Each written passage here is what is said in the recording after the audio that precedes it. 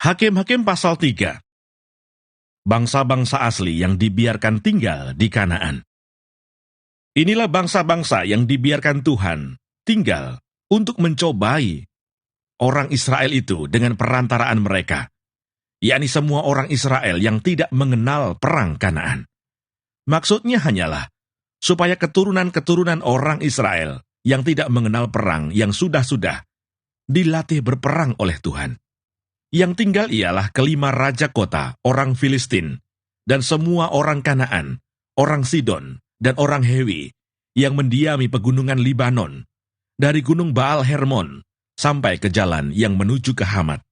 Mereka itu ada di sana, supaya ia mencobai orang Israel dengan perantaraan mereka, untuk mengetahui apakah mereka mendengarkan perintah yang diberikan Tuhan kepada nenek moyang mereka dengan perantaraan Musa. Demikianlah orang Israel itu diam di tengah-tengah orang Kanaan, orang Het, orang Amori, orang Feris, orang Hewi, dan orang Yebus. Mereka mengambil anak-anak perempuan.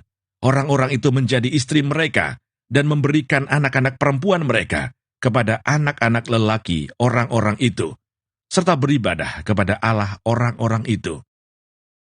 Otniel. Orang Israel melakukan apa yang jahat di mata Tuhan. Mereka melupakan Tuhan Allah mereka dan beribadah kepada para Baal dan para Asyerah.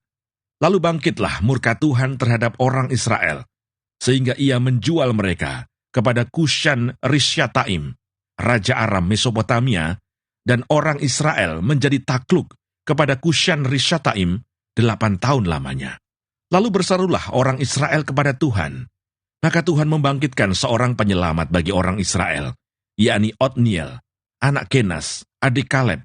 Roh Tuhan menghinggapi dia, dan ia menghakimi orang Israel. Ia maju berperang.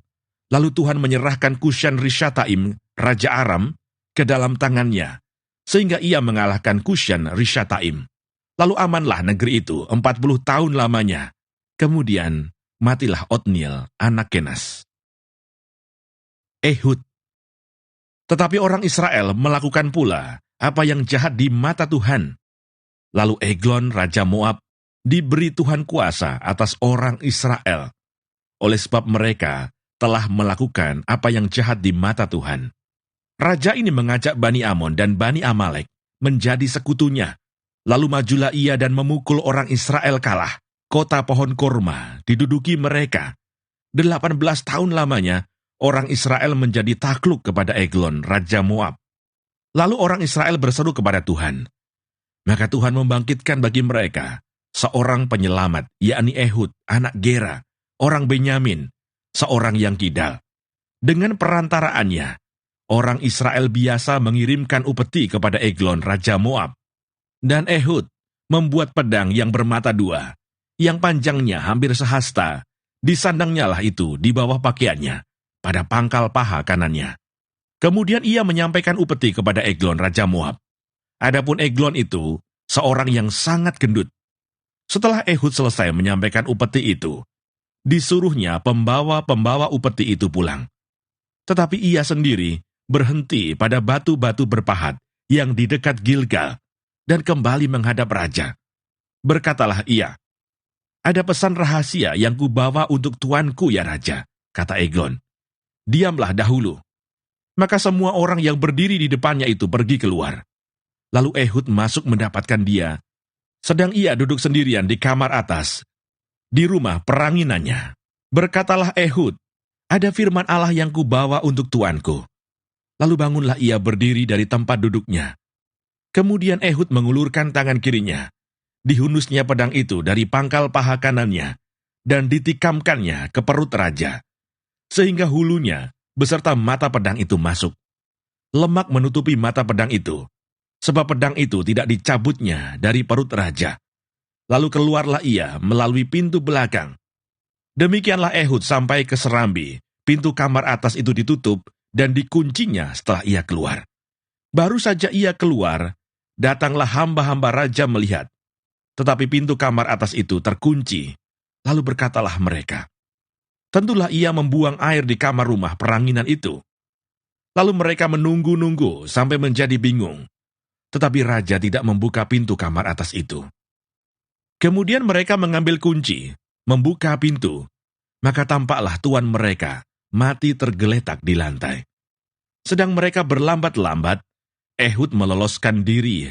Ia lewat dari batu-batu berbahat dan meloloskan diri ke arah Seira.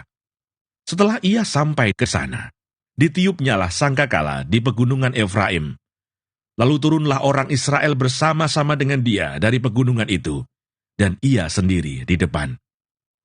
Berkatalah ia kepada mereka, "Ikutlah aku, sebab Tuhan telah menyerahkan musuhmu, orang-orang Moab itu, ke dalam tanganmu." Maka turunlah mereka mengikuti dia. Lalu mereka merebut tempat penyeberangan sungai Yordan ke Moab, dan tidak seorang pun dibiarkan mereka menyeberang. Pada waktu itu, mereka menewaskan kira-kira 10.000 orang dari Moab. Semuanya orang yang tegap dan tangkas. Seorang pun tidak ada yang lolos. Demikianlah pada hari itu, Moab ditundukkan oleh Israel.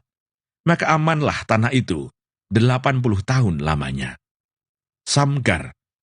Sesudah dia, bangkitlah Samgar bin Anat. Ia menewaskan orang Filistin dengan tongkat penghalau lembu, 600 orang banyaknya. Demikianlah ia juga menyelamatkan orang Israel.